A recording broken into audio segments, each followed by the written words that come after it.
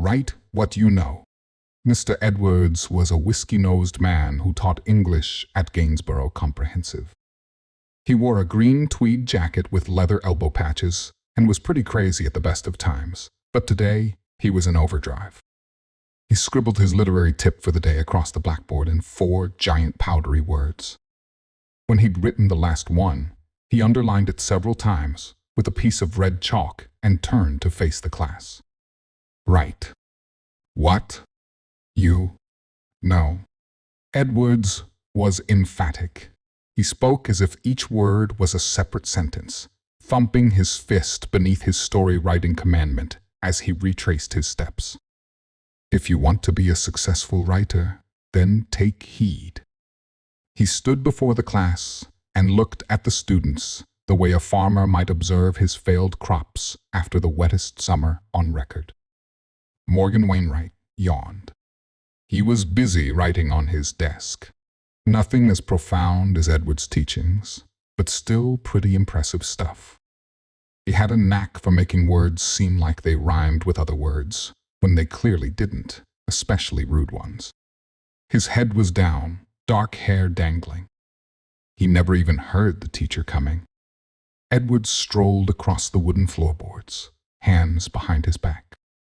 He put on his spectacles and leaned over the unsuspecting student. Morgan looked up, cheeks flushed. Toilet humor. Most amusing. Edwards studied the boy's desktop ramblings through narrowed eyes. Tell me, boy, have you actually listened to anything I've said this afternoon? Morgan said nothing. I'll take that as a no. The unfazed and unsmiling Mr. Edwards pointed at the blackboard. I want you to write me an essay, and you need to possess a comprehensive understanding of the subject that you are writing about. Let's make it 1,000 words. No, let's be generous and make it 2,000. On my desk first thing tomorrow. And you need to be damned sure you know what you are talking about, boy, or I will find out and your miserable life will not be worth living. A cold October evening, pint in hand, and I'm sitting in the Red Lion pub. It's pissing down outside. The place reeks of cannabis and damp leather, and the DJ's got big hair and flares. I swore I'd never go to a school reunion, but here I am in a darkened corner getting depressed and thinking how old everyone got. I don't like the past, and I definitely don't like people from the past popping up in the present. I'm in my 50s. For Christ's sake, divorce and debt kicking me in the balls for ticking all the wrong boxes in life. Why would I want to be reminded of when life was even worse? Through the dancing crowd, I see the mannequin figure of Morgan Wainwright, turquoise cocktail and shirt to match. He found me on Facebook and persuaded me to come tonight. That's the only reason I'm here. He used to sit next to me in English lessons. Spent most of his time writing obscene limericks on his desk. He sees me staring and wanders over. David. He raises his glass and smiles. How you doing? I'm a bit drunk, I say. But I got married once. Morgan looks interested. Any kids? Yeah, but it wasn't mine, so I'm kind of unmarried these days. Oh. Morgan sips his drink. 2, 4, 6, 8, by the Tom Robinson Band throbs through the sticky atmosphere, and the crowd rocks the joint like it's 1977 all over again. Morgan looks around, starts pointing out people I don't recognize with names I've never heard of. The more he talks, the more he reminds me of how much I hated school. He's all rose-tinted glasses and bubbling with bullshit anecdotes about the good old days and how much simpler life was back then. You're talking like you enjoyed it, I say. It wasn't that bad. What about Mr. Edwards? You gotta remember that bastard. I do. Morgan's face darkens. Got stabbed to death in the park. Not that I give a shit. He fucking deserved it. I reckon loads of people wanted him dead. Most of them were school kids. And he was queer. The words spill from my lips before I even think about what I'm saying. Not that I care about any political correctness crap, but I know Morgan is gay, and he's the sort of guy who probably does. I don't want to offend him. He's the only reason I came tonight. Who told you that? He asks. He just was. It's a crap answer, and Morgan knows it. He flutters his fingers at a group of women dancing around their handbags. It might as well be witches around a cauldron, judging by the state of them. 47 stab wounds. I eyeball the crowd and examine the faces to see which ones might fit in my mesh of a memory. I'm not bothered to ask who anybody is because I don't care. I've already found who I'm looking for. Throat, chest, and groin. Ripped to fucking ribbons, that bastard was. I've still got all the newspaper reports. I remember it, Morgan says. So do I. Same day, he made you write that story for scribbling on your desk. Morgan nods. Shame he wasn't around to read it. Best thing I ever wrote. It was nothing unusual for Mr. Edwards to go for a late-night walk. It helped him unwind and forget his troubles for a while. But tonight, he was struggling. He couldn't stop thinking about that obnoxious boy and the obscenities he'd carved into his desk. The boy had talent. Why be so damn negative about it? Edwards sighed, head bowed, glazed eyes glinting above the silk scarf wrapped across his lower face. He wore a hat and long coat, like the Invisible Man dressed when he wanted people to see him. Ironic, because the last thing Edwards needed was to draw attention to himself. Imagine being recognized at this late hour, especially by one of his students. They'd want to know where he was going, what he was up to. He hurried down the street, hands in pockets, breath swirling in steamy clouds beneath the streetlights. Hey-ho! Unsteady on his feet, he crossed the road, entered the park, and wandered into the darkness. I lost my virginity to Jenny Jones at the summer disco. Last year of school. She looks older now, and much rounder, but she's still fucking voluptuous. That's a word I learned from Mr. Edwards. Not the word fucking, although he did give us a lecture on swearing once. I mean the word voluptuous. It means sexy, but that's not quite the way he explained it. He said it was directed toward or concerned with sensuous enjoyment and sensual pleasure. He meant sexy. Jenny weaves through the party, dancing in a black dress that looks sprayed on with bitumen.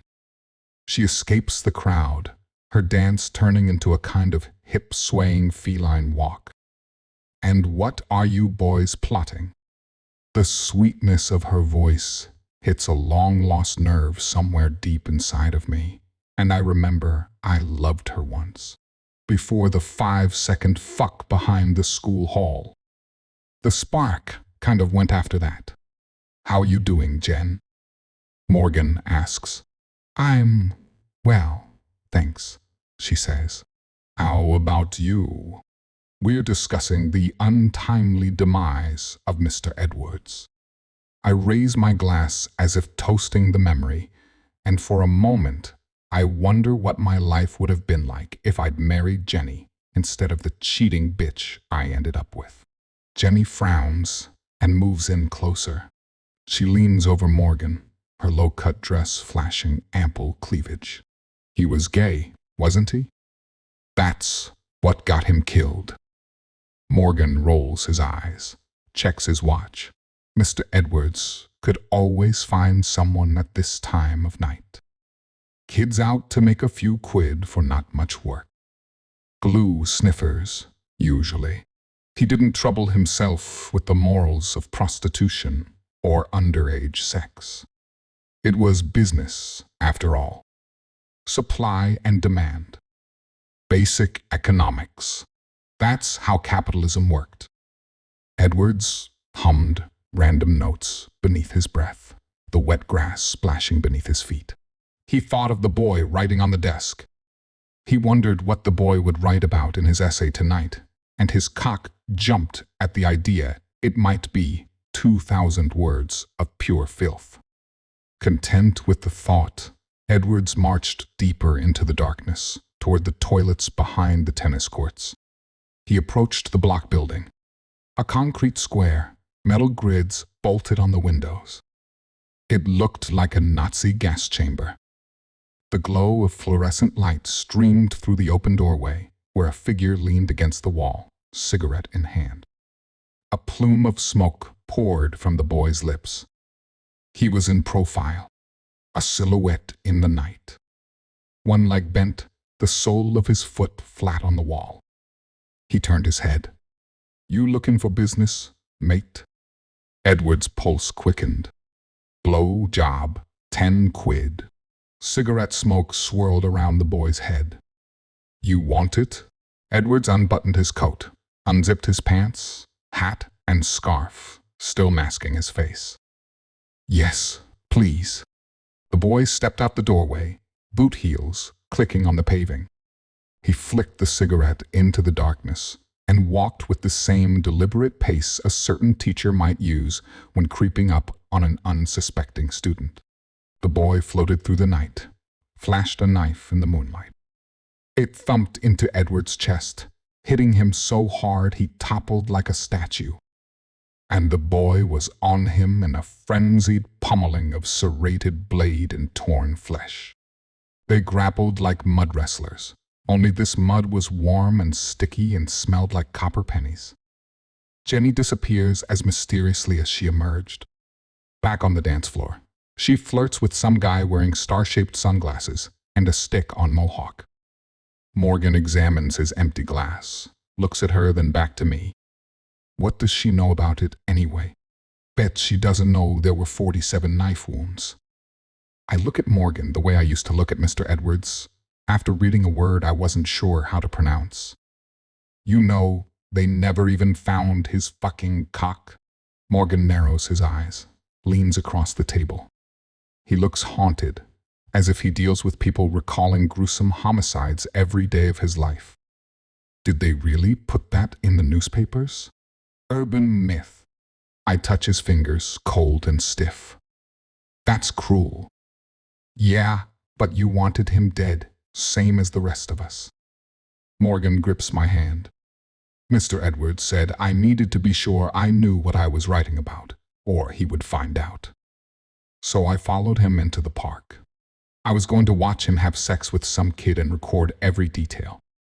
You were there?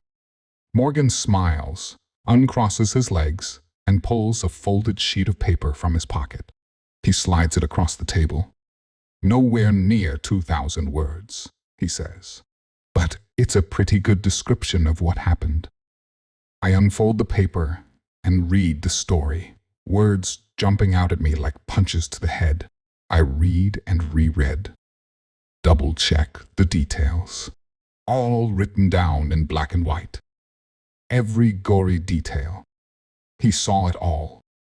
No one knows what you did. Morgan pulls the paper from my fingers, a cigarette lighter in his other hand. The flame is alight, already licking at the corner of his work. It takes hold, blue and orange, dancing in the dark. Best it stays that way. 2. Dying perfume. Sleep paralysis is a devastating condition. I was 7 when I first had sleep paralysis. My mother tucked me in that night. I could remember the citrus fragrance of her perfume. Her scent would always comfort me.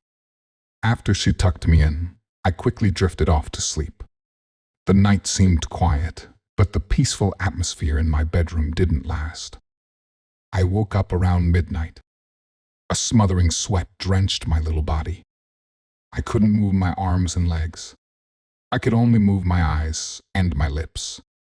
It took my eyes some time to adjust to the thick darkness in my room. While my eyes were struggling to see, that's when I heard it. I could hear it snorting. A dreadful feeling came over me when I heard the inhuman sound. I could see someone standing in my closet after my eyes adjusted. It peeked at me from behind my closet door. It stood there for a minute, snorting at me. When it lurched out of my closet, I finally saw its full body shape.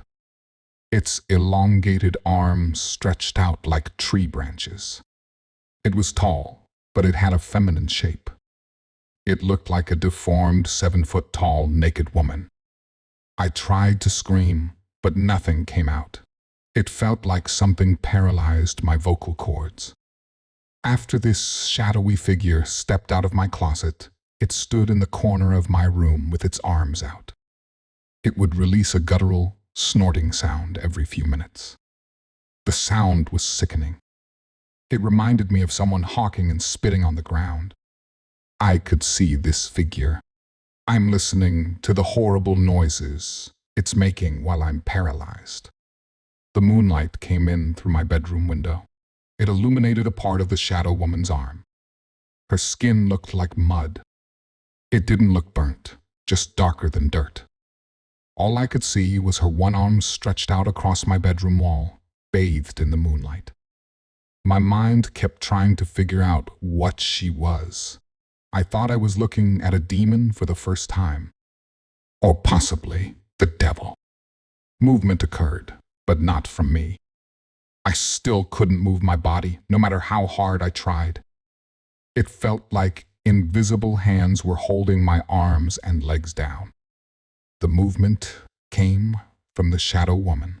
I watched in horror as she made a step toward the foot of my bed. She would take one step, and then she'd hesitate for a minute before taking her next step. Her awkward hesitation sent more chills through my body than her measured baby steps. I knew she was going to kill me if I didn't move. Frustration tortured me just as bad as my fear. I didn't know what this thing was or why it was in my bedroom. I didn't know what it wanted. The scary stories that my dad told me about the boogeyman came back to me. So I had this naked creature creeping toward me while I'm thinking about my dad's story and how he told me the boogeyman captures children at night and they never come back. Thanks a lot, Dad. I wanted to move so badly. I wanted to scream. It felt like I was fighting my body. The voice in my mind yelled at my body, telling it to move. The dark woman mocked me with her hesitant steps. She inched closer and closer to the foot of my bed with her arms stretched wide open. A crazy thought went through my head. Since I couldn't move my body, I thought maybe my feelings would be numb. I assumed the creature would viciously attack me, but at least I wouldn't feel the pain. I could see her long fingernails pointing out at me, and I knew those fingernails would be the first thing to dig into my body. No pain. Please, no pain. This is what I kept telling myself. Just be calm, Miranda. When the monster grabs you, you won't feel it. It won't hurt. Your body is numb, so you won't feel a thing. Tears were in my eyes while I was telling myself this. I wanted my mom to save me. I wanted to see my mom's face, and I wanted to smell her perfume. I wanted to call out to my dad. My dad told me to never be afraid of anything, and that's what I tried to do. Time was running out for me. My urge to move was so strong that I started imagining that I could move my arms and legs. I thought I could move my arm, but it was just an hallucination. This was torture. Why was this happening to me? I was just a kid. I just turned 7, and now I was going to die on the day after my birthday. I'll never go to high school and meet new friends. I'll never graduate from college. I'll never get married. I'll never find out what it's like to be a mom. The best thing I could do was close my eyes. I didn't want to see it attack me. I just buried my eyelids in my tears. I said a prayer that my mother taught me. My lips and my voice were still useless. so I had to say the prayer in my head. Prayer repeated in my mind. My mom and dad taught me to believe in God. I needed God to save me. My mother always told me I was God's child, and He had His angels watching over me. I wanted His angels to save me that night, and I didn't see them. A demon was lurking itself toward my bed, and God was just going to sit there and watch this demon kill His child. My young mind couldn't understand what was happening.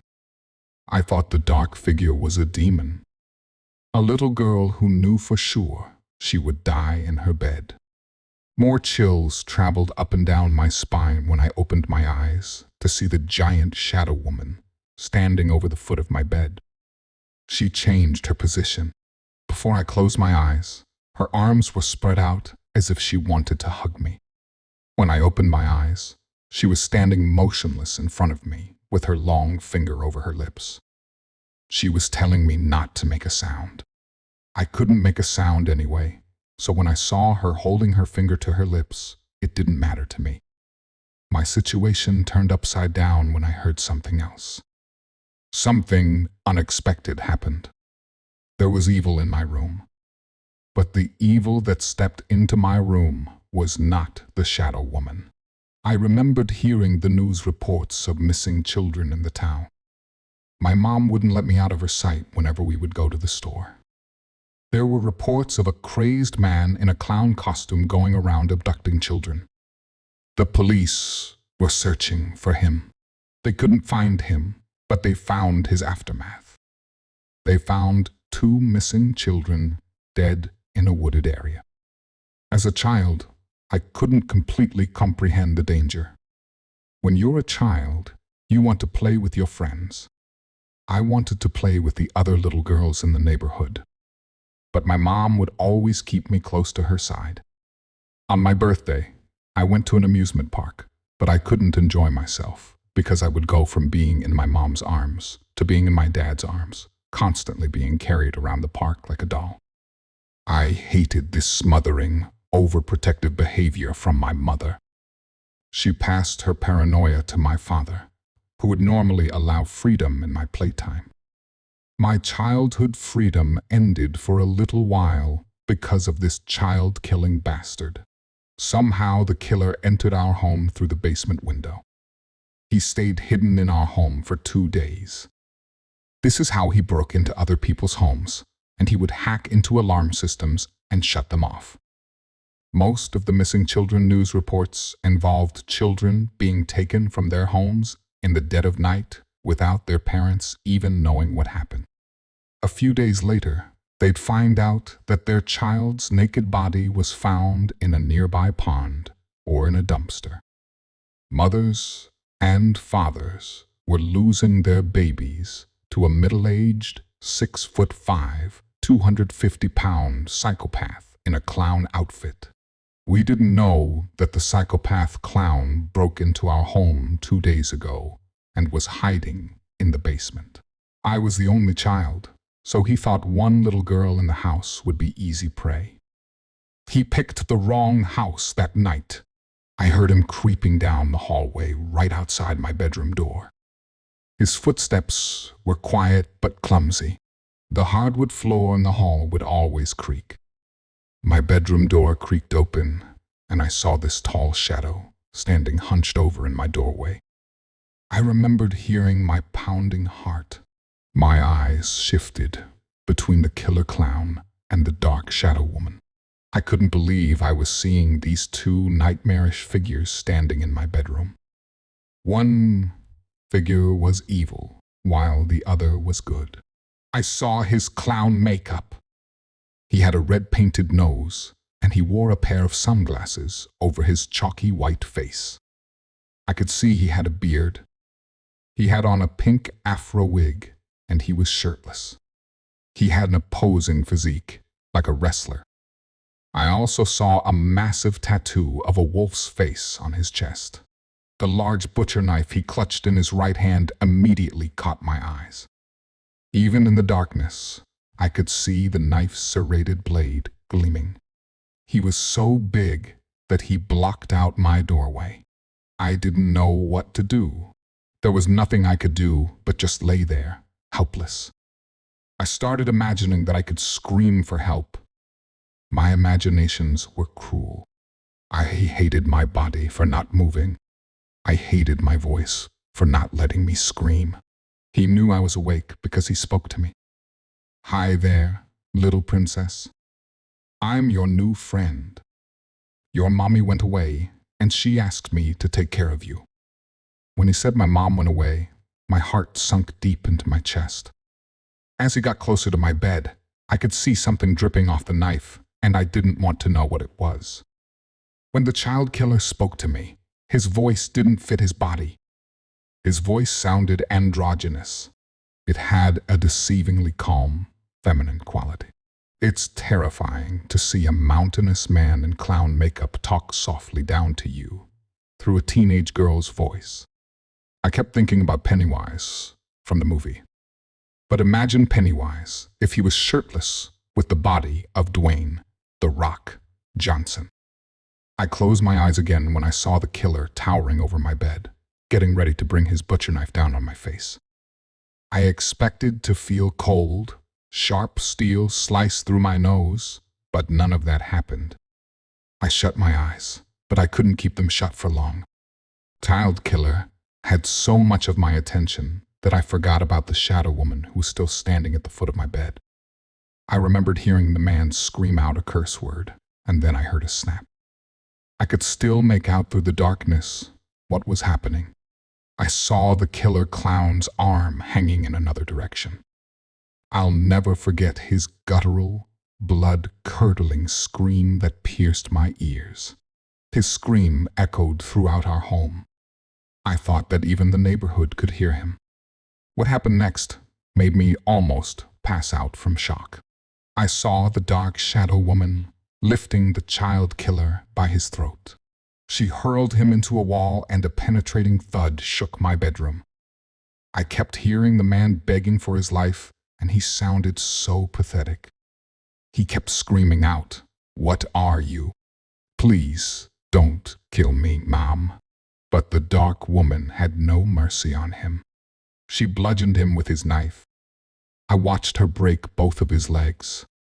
She punched him in his chest so hard that I heard the bones in his chest cave in. I heard his ribcage cracking. After a few minutes, his verbal pleading became whimpering moans of agony. I didn't know that you could break bones in the human body in so many ways. After twisting the bones around in his arms and shattering the bones in his knees, I watched the dark woman raise the child killer off his feet again. She held him over her head before shoving the butcher knife into his throat and nailing him to the wall, literally. I never blinked as I stared at what happened to the killer. I almost felt sorry for the sick son of a bitch. No, not really. The dark lady made him pay for all the children he abducted, and she made him pay for his attempt to kill me. After the violence ended in my bedroom, I watched as the shadow woman moved toward my bed. She stuck out her arms again while moving toward me. It looked like she was floating in slow motion. My heart was still pounding, even when I felt her clawed fingers breezing through my hair. When she touched my face, I could smell a familiar fragrance. It was that citrus aroma from my mother's perfume. I couldn't understand why the shadow figure smelled like my mom. I didn't understand it until later. The shadow woman hovered over me. Her lips stroked my forehead. She caressed my face for a few minutes, and then she vanished when I heard my father's panicked voice coming from downstairs. I didn't want to believe that I saw blood on the killer's knife, but it was blood. It was my mother's blood. That asshole stabbed my mother to death right before he made his way up the stairs toward my bedroom. He left my mother's body lying in the kitchen. My father stepped out of the house to get a few things at the store. When he came back home an hour later, he found my mom's body lying in a pool of blood. Her lavender, sleeveless nightgown was soaked in red. My father cried out when he saw her body. I heard him running up the steps, crying out my name. When he bolted into my room, I was already in his arms before he could switch on my bedroom light. He saw the man's body nailed to my wall, and he lost his breath. I told him what happened and what I saw. He couldn't believe it, but he had no choice. He knew that a little girl didn't have the strength to nail a 250-pound man to a wall. My father called the police, and when they arrived, they asked him a few questions. The police asked me some questions too, and they gave me some candy. I told them everything. Like my father, they stared at me. A policewoman caressed my face, and she said, "It's okay, sweetie. You just had a traumatic experience. Who you saw in your bedroom was just a good Samaritan wearing a dark costume." None of the police officers believed that I saw a dark shadow woman. They all believed that my trauma caused me to hallucinate. They even told me I might have seen my father killing the man, and I told them that my father wasn't in the house. I heard him telling my mother that he was going to the store. I heard him kiss my mom before leaving the house. Those cops couldn't believe my story. They had tons of sympathy for me, but I wanted my mother more than their sympathy. I missed my mother. I couldn't stop thinking about her fragrance. I found the perfume she wore while moving some boxes around in my attic. That sweet fragrance took me back to that night. I believe the dark figure I saw in my bedroom that night was my mother, a dead version of her. I'm 36 years old now, and I think about my mom every day. I got married to a kind and beautiful man, and we had a son. My little boy is 5 years old, and he has his mom's hazelnut eyes and his daddy's lips and dimples. I try to be an excellent mother, and I'm very protective over my little one, just like my mother was protective over me. Every night, I tuck my son into bed, and I read him a bedtime story. One night, I told him about what happened to his mom when she was 7 years old. He looked scared after I told him the story. My son is afraid of the dark, but I told him not to worry. I told him that a mother's love and protection can reach beyond death. I told him I'd always be there to protect him. I told my baby not to be frightened if he sees a dark, shadowy woman standing in the corner of his bedroom. I told him she'll watch over him while he sleeps. I also told him not to panic if he wakes up suddenly, unable to move his body. Sleep paralysis is scary at first, but I told my baby that his paralysis will be a sign, letting him know that the shadow woman is there to protect him from the things that go bump in the night. There was one thing I didn't tell my little boy. I didn't tell him that the dark, shadowy woman standing in the corner of his bedroom might be his mommy. If she dies the way her mother did,